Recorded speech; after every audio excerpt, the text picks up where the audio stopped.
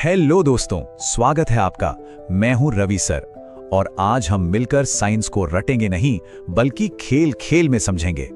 आज का हमारा चैप्टर है force and the laws of motion, यानी बल और गति के नियम। तो चलिए शुरू करते हैं। तो सबसे पहले एक सीधा सा सवाल, क्या कभी किसी ने बल को यानी फोर्स को सच में अपनी आंखों से देखा है? सोचिए जरा।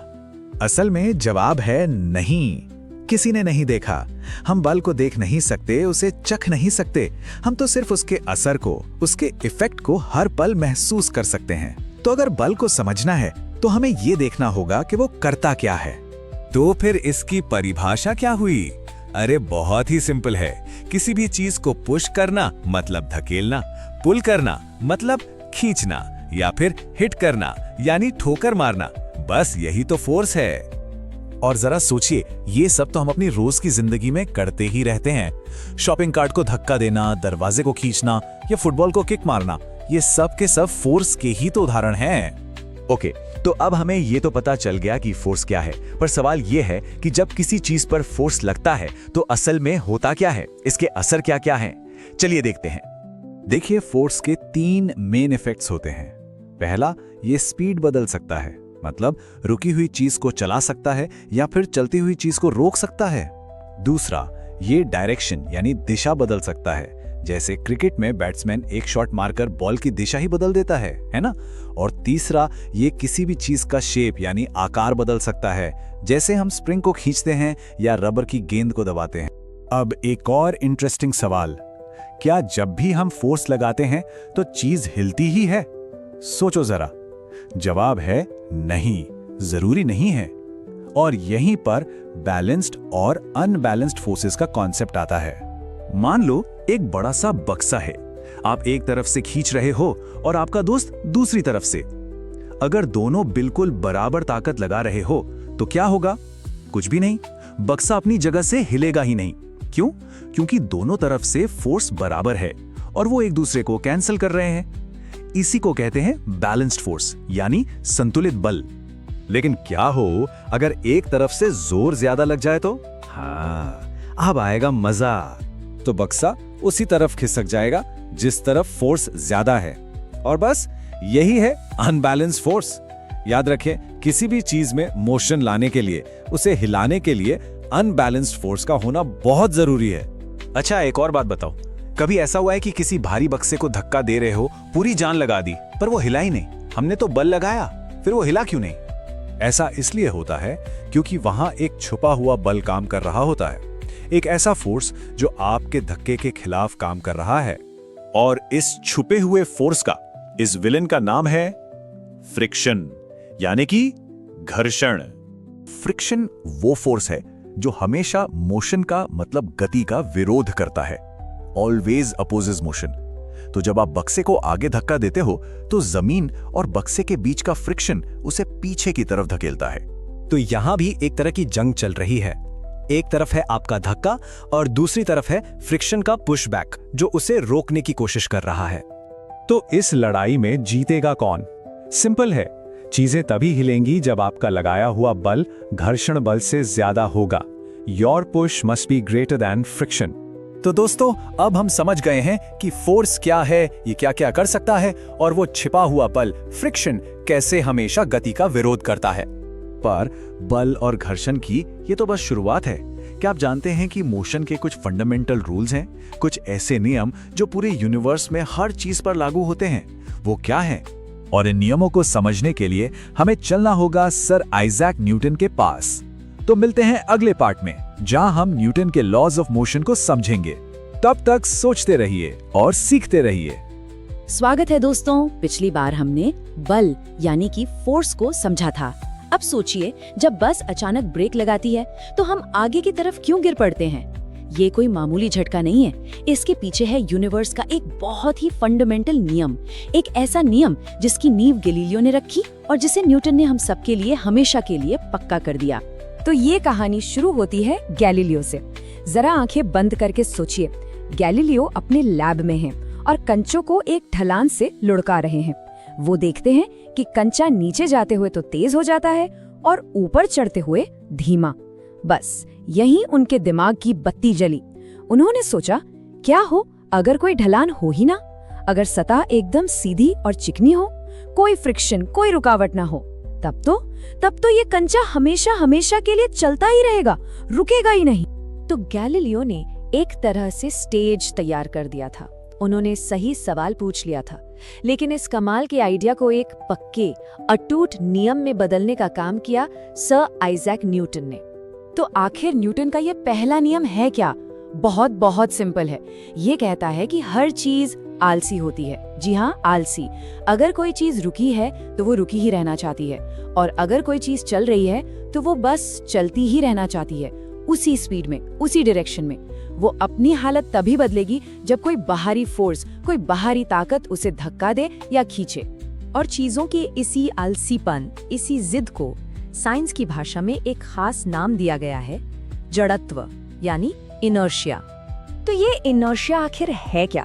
सीधी सीधी भाषा में कहें तो ये किसी भी चीज की अपनी हालत में बदलाव को ना कहने की आदत है। जितना ज्यादा इनर्शिया होगा, उसे हिलाना, डुलाना, रोकना या मोड़ना उतना ही मुश्किल होगा।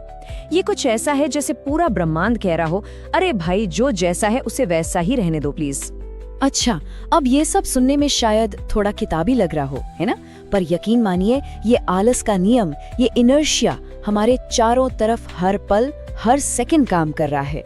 चलिए अब देखते हैं कि ये नियम हमारी रोज की जिंदगी में कहां-कहां देखने को मिलता है। हम देखेंगे कि बस में लगने वाले झटकों के पीछे का राज क्या है, कैरम के खेल का जादू कैसे काम करता है, और हाँ, सीट बेल्ट पहनना इतना जरूरी क्यों है। इन सब का जवाब इसी एक नियम में छुपा है।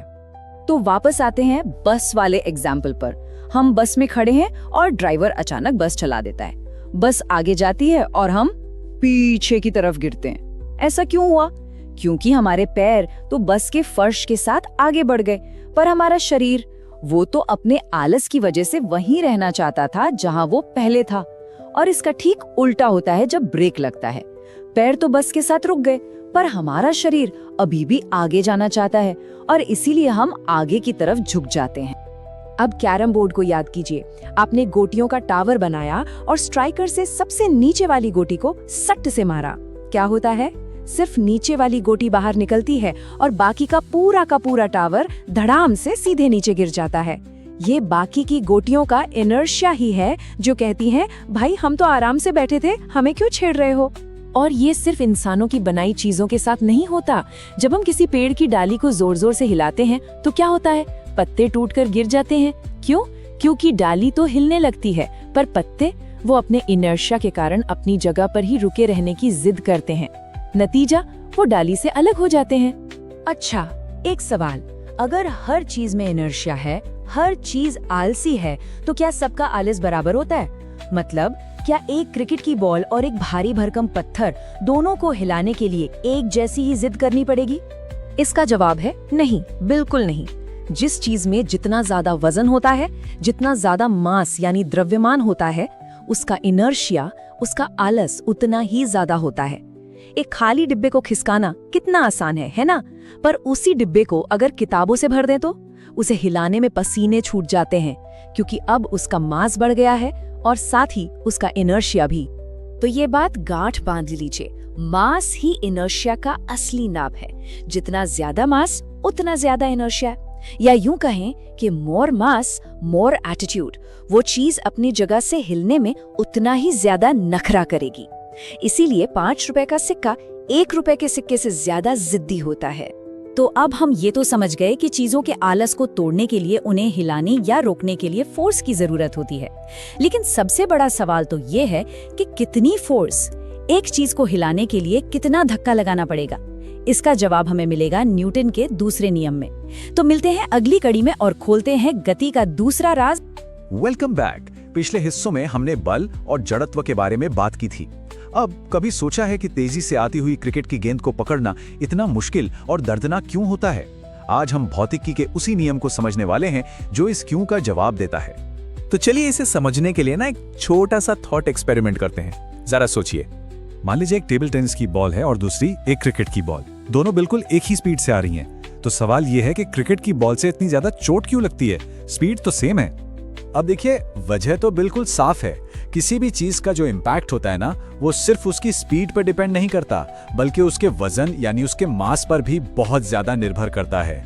टेबल टेनिस की बॉल हल्की है तो उसका असर कम होता है, जबकि क्रिकेट की भारी बॉल का असर जाहिर है कहीं ज्यादा होता है। तो इसी बात को ध्यान में रखते हुए न्यूटन ने मोशन की असली क्वांटिटी या कह लीजिए असली ताकत को नापने के लिए एक बिल्कुल नया कॉन्सेप्ट सामने रखा, और इस नए कॉन्सेप्ट को कहते हैं संवेग यानी मोमेंटम। ये असल में क्या है?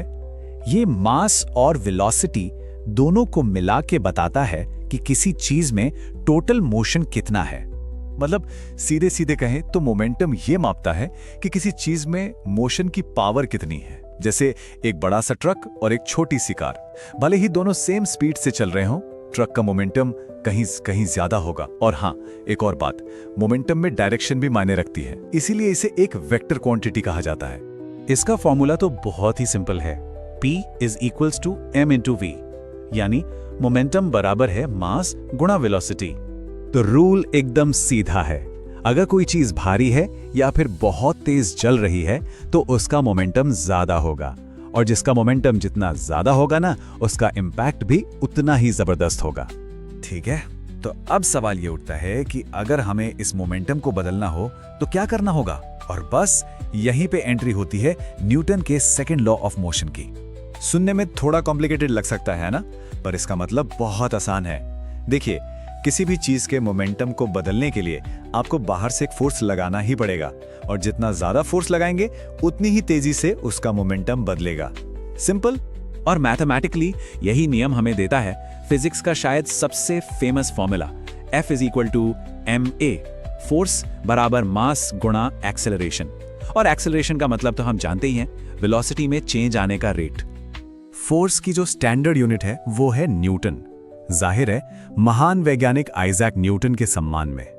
लेकिन हमारी रोज की जिंदगी में इस नियम का जो असली सीक्रेट है ना, वो छिपा है टाइम में। जी हाँ, समय। ये टाइम कैसे सब कुछ बदल देता है, चलिए देखते हैं। अगर हम फॉर्मूले को थोड़ा और खोलें तो F होता है m गुणा v माइनस u, और ये सब डिवाइडेड बाई t, मतलब फोर्स मोमेंटम में चेंज का रेट है। अब यहां सबसे जरूरी बात जो समझनी है वो ये है कि फोर्स और टाइम का रिश्ता उल्टा है, मतलब अगर एक बढ़ेगा तो दूसरा घटेगा। यही है वो की पॉइंट, इसे ध्यान से समझिए। अगर किसी चीज को रोकने में लगने वाले टाइम को बढ़ा दिया जाए तो उस पर लगने वाला फोर्स अपने आप बहुत बहुत कम हो जाता है। इसका बेस्ट एग्जाम्पल है क्रिकेट कैच। कभी सोचा है फील्डर कैच पकड़ते हुए हाथ पीछे क्यों खींचता है? वो ऐसा इसलिए करता है ताकि गेंद को रोकने का टाइम बढ़ जाए, और जैसे ही टाइम बढ़ता है हाथ पर लगने वाला झटका यानी फोर्स कम हो जाता है। अगर हाथ फिक्स रखेगा तो जोर की चोट लगेगी। बिल्कुल यही चीज हाई जंप में भी होती है। एथलीट सख्त जमीन पर क्यों नहीं कूदते? वो एक मोटे कुशन या रेत पर लैंड करते हैं। क्यों? क्योंकि वो कुशन या गद्दा दब जाता है, जिससे उनके रुकने का टाइम बढ़ जाता है और इम्पैक्ट का फोर्स कम हो जाता है, और खिलाड़ी को चोट नहीं लगती। अब सिक्के का दूसरा पहलू देखते हैं। अगर बहुत ज्यादा फोर्स पैदा करना हो तो तब इसका ठीक उल्टा करना होगा, मतलब इम्पैक्ट का टाइम बिल्कुल कम कर देना होगा। और यही है कराटे का सीक्रेट। एक कराटे एक्सपर्ट बर्फ की सिल्ली को एक ही झटके में कैसे तोड़ देता है? क्योंकि वो बहुत ही कम, मतलब एकदम नैनो सेकंड्स में स्ट्राइक करता है। टाइम इतना कम होता है कि फोर्स जबरदस्त तरीके से बढ़ जाता है और बर्फ टूट जाती है। तो समझे, टाइम बढ़ाने से चोट से बच सकते हैं और टाइम घटाने से जबरदस्त इंपैक्ट पैदा कर सकते हैं। तो अब सवाल यह है कि जब हम कोई फोर्स लगाते हैं तो बदले में क्या होता है? और यही सवाल हमें सीधे लेके चलता है न्यूटन के तीसरे नियम की तरफ, एक्शन और रिएक्शन। लेकिन उसकी बात हम करेंगे अगले पार्ट में। नमस्कार दोस्तों, हम पहुंच चुके हैं बल तथा गति के नियम वाली अपनी इस श्रृंखला के बिल्कुल आखिरी पड़ाव पर। हमने पहला और दूसरा नियम तो समझ लिया है, तो अब बारी है न्यूटन के सबसे मशहूर नियम की, यानी तीसरे नियम की।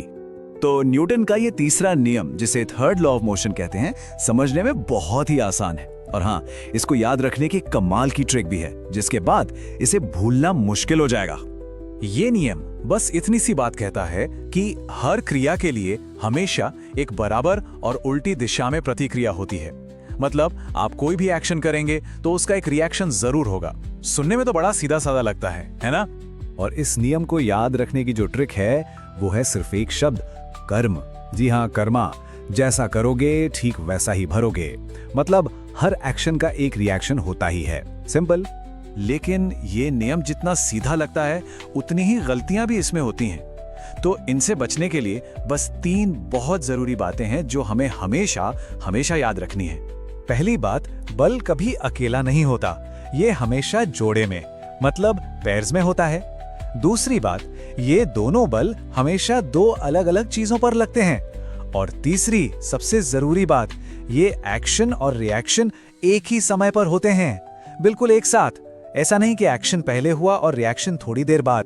चलिए अब कुछ रोजमर्रा की जिंदगी के उदाहरणों से समझते हैं कि आखिर ये नियम असल में काम कैसे करता है। सबसे पहला और सबसे अच्छा उदाहरण है हमारा चलना। कभी सोचा है हम चल कैसे पाते हैं? दरअसल जब हम चलते हैं तो हम अपने पैरों से जमीन को पीछे की तरफ धक्का देते हैं।